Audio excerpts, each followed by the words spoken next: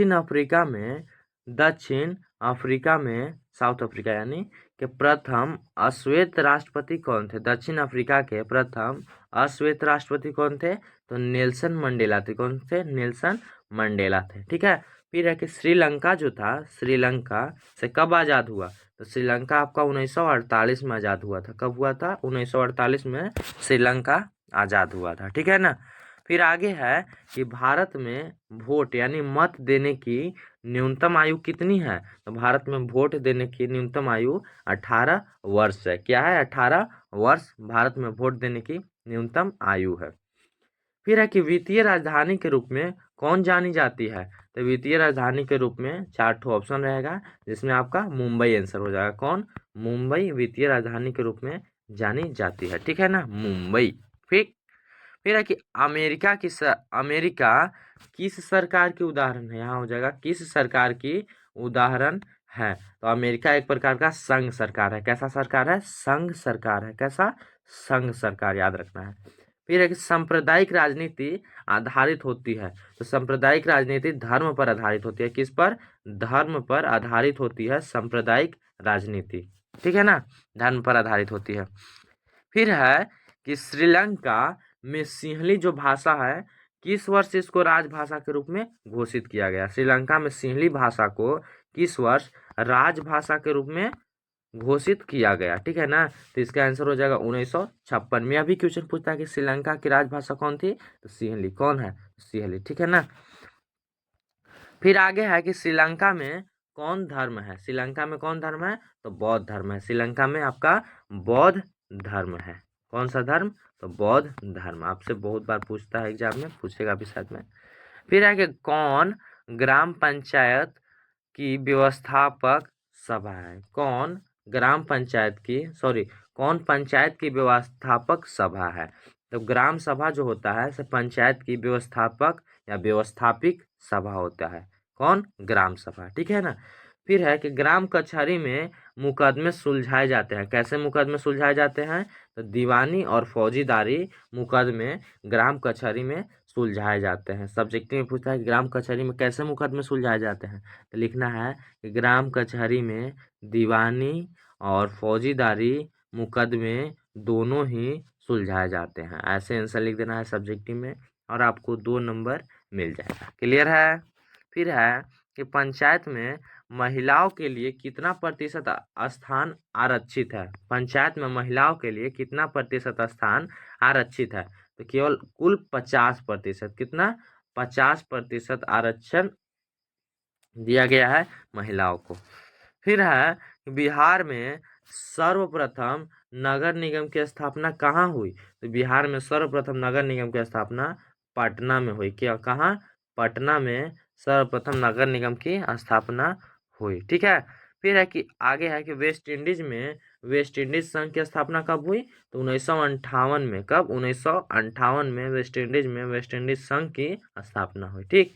फिर अगला क्वेश्चन है कि बिहार में पंचायती, यहाँ हो जाएगा बिहार में पंचायती राज का स्वरूप है। तो पंचायती राज का बिहार में ग्राम पंचायत स्वरूप है। क्या? ग्राम पंचायत। ठीक है।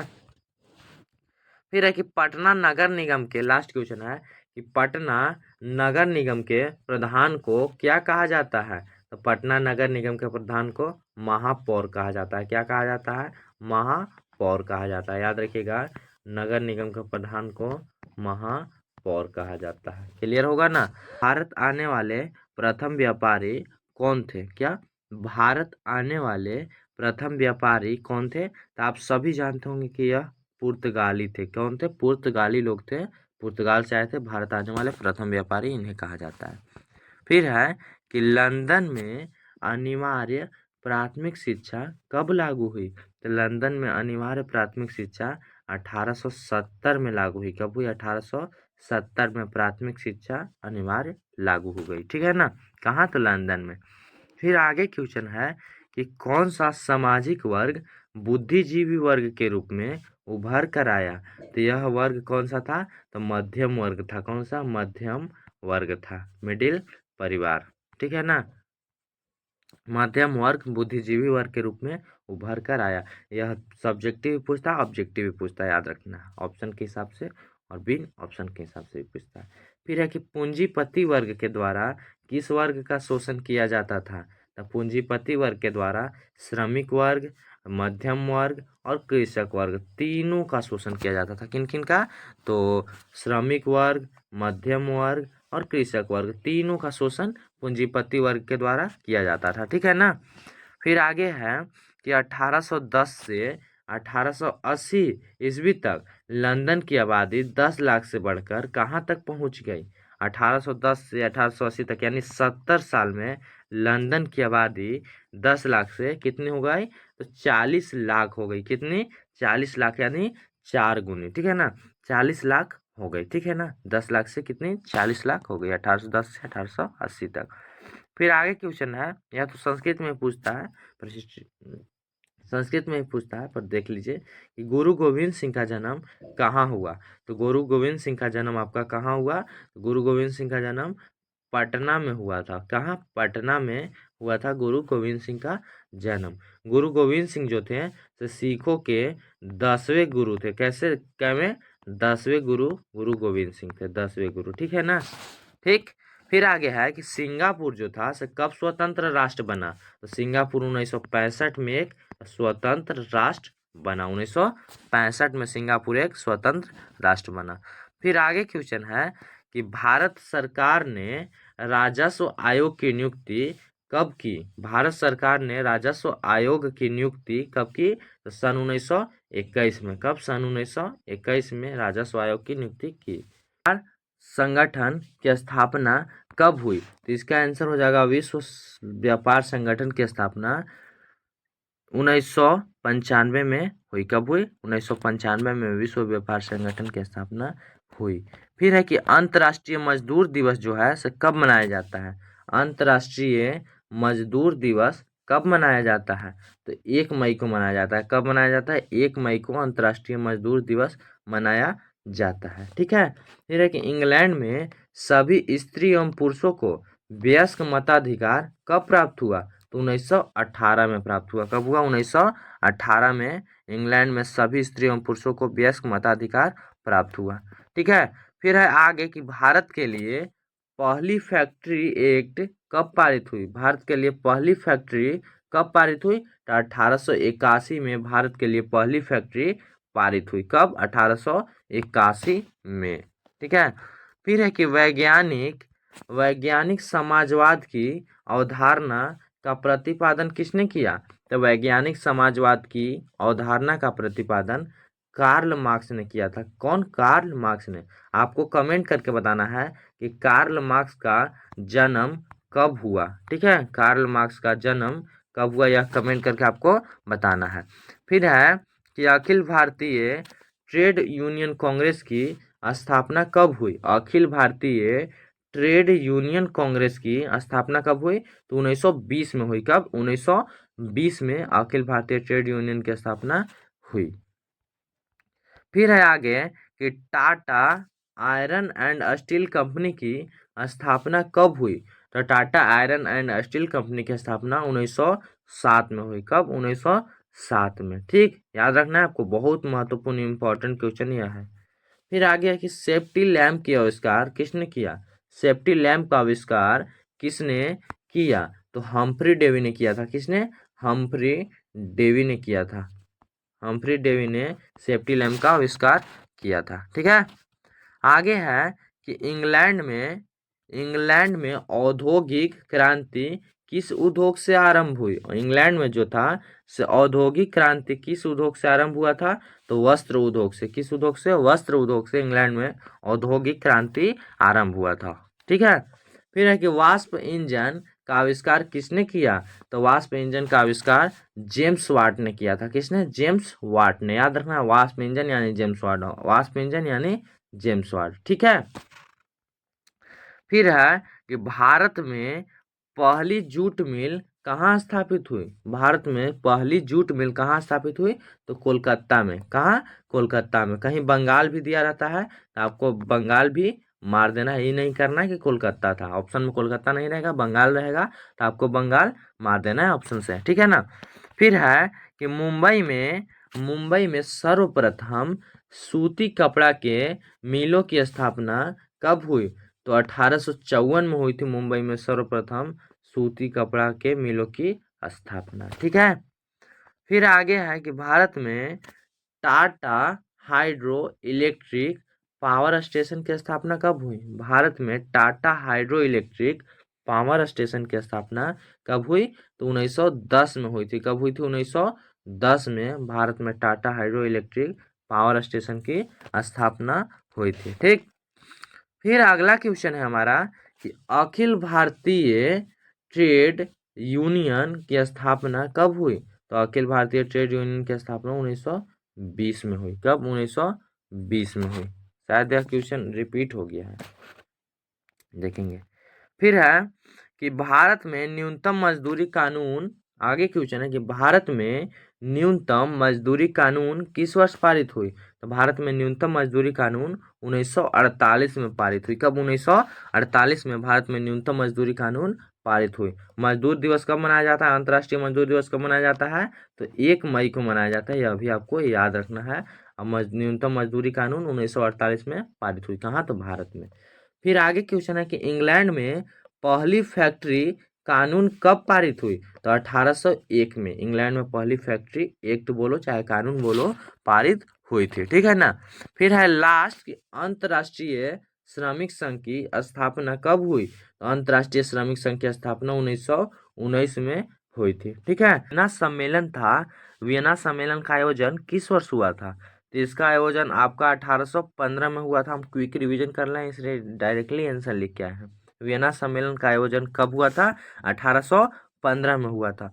और वियना सम्मेलन जो था, तो इसका अध्यक्ष कौन था? तो इसका अध्यक्ष आपका मेटरनिक था। कौन था? मेटरनिक था। और मेटरनिक का कौन था? यह भी पूछा कि मेटरनिक कौन था? तो मेटरनिक आपका ऑस्ट्रिया का चांसलर था। कौन था? ऑस्ट्रिया का चांसलर था। मेटरनिक कौन था? तो ऑस्ट्रिया का चांसलर था। और पूछता है आपको कि मेटरनिक का जो समय है, मेटरनिक का समय पूछता है आपको कि मेटरनिक का समय कब से कब तक माना जाता है? तो मेटरनिक का समय आपका 1815 से 1848 तक के समय को मेटरनिक समय या मेटरनिक काल कहते हैं। ठीक है ना। मेटरनिक से इतना क्लियर होगा। वियना सम्मेलन को कभी पूछता है कि वियना कांग्रेस भी पूछ लेता कि वियना कांग्रेस की अध्यक्षता किसने की? क्या पूछता है कि वियना कांग्रेस की अध्यक्षता किसने की? तो मेटरनिक ने की। क्लियर होगा इतना क्वेश्चन। फिर है कि लाल कुर्ती जो था, लाल कुर्ती का गठन किसने किया? तो इसका गठन गैरीबाल्डी ने किया था। किसने किया था? गैरीबाल्डी ने किया था। ठीक है। आगे है कि और यहाँ से पूछता है कि गैरीबाल्डी पेशे से क्या था? तो गैरीबाल्डी पेशे से एक नाविक था। क्या था? नाविक था, याद रखना है। फिर है आगे कि हनोई समझौता कब हुआ? हनोई समझौता कब हुआ? तो 1946 में हुआ। ठीक है ना। यहाँ से समझौता से और पूछ लेता है कि जेनेवा समझौता कब हुआ? तो जेनेवा समझौता आपका अच्छा से लिख देना है। जेनेवा समझौता कब हुआ? तो जेनेवा समझौता आपका 1954 में हुआ था। कब हुआ था? 1954 में हुआ था, याद रखना है जेनेवा समझौता। ठीक है ना। और हनोई समझौता 1946 में। फिर है क्या, यंग यूरोप के संस्थापक जो थे, यानी इसका स्थापना करने वाला कौन था? तो यंग यूरोप के स्थापना करने वाला कौन था? तो मेजनी था। कौन था? मेजनी। मेजनी ने यंग यूरोप और यंग इटली के भी संस्थापक कौन थे? तो मेजनी ही थे। ठीक है ना। यंग इटली के भी संस्थापक मेजनी ही थे। आपको कमेंट करके बस एक क्वेश्चन का आंसर बताना है कि यंग यूरोप का स्थापना कब हुआ। ठीक है ना। फिर आगे है कि यूरोप का जो मरीज है, यूरोप का मरीज किसे कहा जाता है? तो यूरोप का मरीज आपका तुर्की को कहा जाता है, क्योंकि यह सबसे गेल गुजरल था उस समय में। ठीक है ना। तुर्की को यूरोप का मरीज कहा जाता है। और यह भी बहुत महत्वपूर्ण क्वेश्चन है, आप लोग याद रखिएगा इसको भी। फिर है कि वियना कांग्रेस का अध्यक्ष कौन था? वियना कांग्रेस का अध्यक्ष कौन था? तो वियना कांग्रेस का अध्यक्ष मेटरनिक था। ठीक है ना। मेटरनिक था। वियना कांग्रेस कब हुआ था? 1815 में हुआ था। याद करने के लिए बोले, याद हो गया होगा शायद। फिर मेटरनिक कौन था? तो मेटरनिक आपका ऑस्ट्रिया का चांसलर था। कहाँ का चांसलर था मेटरनिक? ऑस्ट्रिया का चांसलर था मेटरनिक। कहाँ का? ऑस्ट्रिया का चांसलर था मेटरनिक। इसका नीति था कि राष्ट्र किसी देश पर राज तो करो और उसका विकास ना होने दो। ठीक है ना। इसका यही कूटनीति था। फिर है कि वियना सम्मेलन का अध्यक्ष कौन था? तो वियना सम्मेलन का अध्यक्ष मेटरनिक था। कौन था? मेटरनिक। कौन था? मेटरनिक था। फिर आगे है कि नेपोलियन बोनापार्ट का जन्म कब हुआ। नेपोलियन बोनापार्ट का जन्म 15 अगस्त, कब, 15 अगस्त 1769 में नेपोलियन बोनापार्ट का जन्म हुआ। ठीक है, यहाँ से नेपोलियन से और पूछा कि नेपोलियन बोनापार्ट ने नेपोलियन संहिता कब लागू की। तो नेपोलियन संहिता आपका 1804 में लागू हुआ था, पारित हुआ था, जो कहिए। ठीक है ना, यह भी पूछेगा कि नेपोलियन संहिता किसने लागू की। तो नेपोलियन बोनापार्ट। और पूछता है यहाँ से कि नेपोलियन बोनापार्ट के बचपन का नाम क्या था। तो नेपोलियन दी बोनापार्टे नाम था। क्या था, नेपोलियन दी बोनापार्टे। ठीक है ना, याद रखना है, नेपोलियन दी बोनापार्टे। फिर आगे क्वेश्चन है कि नेपोलियन ने जर्मनी में कौन सी संघ की स्थापना की। तो जर्मन राइन संघ की, यानी राइन संघ की स्थापना की। कौन, नेपोलियन ने जर्मनी में कौन सी संघ की। तो राइन संघ की स्थापना की। आपको याद रखना है, कौन संघ, राइन संघ की स्थापना की। फिर है कि 1830 के क्रांति के बाद 1830 के क्रांति के बाद फ्रांस में किस प्रकार की शासन स्थापित हुई। तो इसका आंसर क्या हो जाएगा। इसका आंसर हो जाएगा संवैधानिक राजतंत्र। कैसा, संवैधानिक राजतंत्र स्थापित हुई। ठीक है ना, याद रखिएगा, संवैधानिक राजतंत्र 1830 के क्रांति के बाद स्थापित हुई थी। कहाँ, तो फ्रांस में स्थापित हुई थी। ठीक है ना। फिर है कि ओटो जो था, इसको कहाँ का राजा घोषित किया गया। इसको यूनान का राजा घोषित किया गया। कहाँ का, यूनान का राजा घोषित किया गया ओटो को। ठीक है। फिर है कि यूरोप वासियों के लिए, जो यूरोप वासी थे उनके लिए किस देश का साहित्य एवं ज्ञान प्रेरणा स्रोत रहा। तो यूनान ही हो जाएगा। क्या आंसर हो जाएगा, यूनान का ज्ञान और साहित्य प्रेरणा स्रोत रहा। ठीक है, यहाँ दिया हुआ है यंग यूरोप का स्थापना कब हुआ। तो यंग यूरोप का स्थापना 1834 में हुआ। और यंग इटली अगर पूछ ले कि यंग इटली का स्थापना कब हुआ, तो यंग इटली का स्थापना 1832 में हुआ। कौन किया था, तो मेज ने किया था। ठीक है, मेवा संधि जो था से कब हुआ। तो जेनेवा संधि आपका 1954 में हुआ था। कब हुआ था, 1954 में जेनेवा का समझौता बोलिए या संधि बोलिए, 1954 में हुआ था। और यहीं से और पूछता है कि हनोई का संधि कब हुआ, हनोई समझौता कब हुआ। तो हनोई समझौता आपका 1946 में हुआ। याद रखिएगा, हनोई समझौता कब हुआ, 1946 में हुआ। ठीक है ना। फिर और पूछता है कि फ्रांस में, अगला क्वेश्चन है कि फ्रांस में सामंतवाद का अंत कब हुआ। फ्रांस में जो सामंतवाद चलता था उसका अंत कब हुआ। तो उसका अंत आपका 4 अगस्त 1789 ईस्वी को हुआ। 4 अगस्त 1789 ईस्वी को। और 1789 में ही सबसे पहला आंदोलन फ्रांस में हुआ था, क्रांति यानी हुआ था। और इससे और पूछता है कि नेपोलियन बोनापार्ट जो था से इसका जन्म कब हुआ। नेपोलियन बोनापार्ट का जन्म कब हुआ। तो इसका जन्म आपका 15 अगस्त हो जाएगा। 15 अगस्त 1769 में नेपोलियन बोनापार्ट का जन्म हुआ था। ठीक है ना। और जो नेपोलियन बोनापार्ट था फ्रांस के क्रांति में भाग लिया था, मुख्य भागीदारी इसकी थी। ठीक है ना। फिर है कि नेपोलियन संहिता किस वर्ष लागू हुई। नेपोलियन संहिता किस वर्ष लागू हुई। जब नेपोलियन राजा बना था, नेपोलियन बोनापार्ट क्रांति के बाद जब राजा बना था तभी नेपोलियन संहिता वो उसने लागू की थी। और इसके जरिए बहुत अच्छी अच्छी नीति भी फ्रांस में लागू की थी नेपोलियन बोनापार्ट ने 1804 में। याद रखना है। यह भी पूछ सकता है कि नेपोलियन संहिता किसने बनाया। तो नेपोलियन बोनापार्ट ने बोलना है। क्या, नेपोलियन बोनापार्ट ने बोलना है। ठीक है ना, ये नाम है। नेपोलियन बोनापार्ट का पूरा नाम है नेपोलियन दी बोनापार्ट है। ठीक है, याद रखना है। फिर है कि गैरीबाल्डी जो था से पेशे से क्या था। तो गैरीबाल्डी पेशे से एक नाविक था। पहले किसान था पर फिर नाविक बन गया था। ठीक है, गैरीबाल्डी पेशे से क्या था, तो नाविक था। समझ में आया होगा। फिर है कि फ्रैंकफर्ट की संधि, जो फ्रैंकफर्ट की संधि थी से कब हुई। तो फ्रैंकफर्ट की संधि आपका 1871 में हुई। कब, सन 1871 में आपका फ्रैंकफर्ट की संधि हुई थी। याद रखिएगा इसको।